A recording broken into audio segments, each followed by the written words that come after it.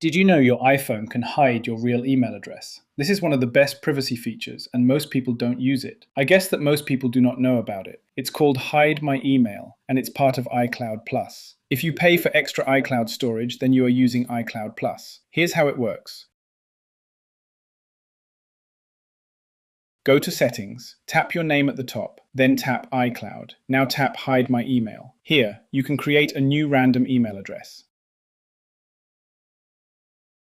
Tap Create New Address, and your iPhone will generate one for you. You can use this email when signing up for apps or websites instead of your real email. Any emails sent to it will be forwarded to your actual inbox, so you stay protected and avoid unnecessary spam. You can also label each email so you know where messages are coming from. And if a service starts spamming you, you can deactivate that email anytime. It's simple, but very powerful. This is one of the easiest ways to protect your privacy on your iPhone. Enjoy, and subscribe for more quick tips.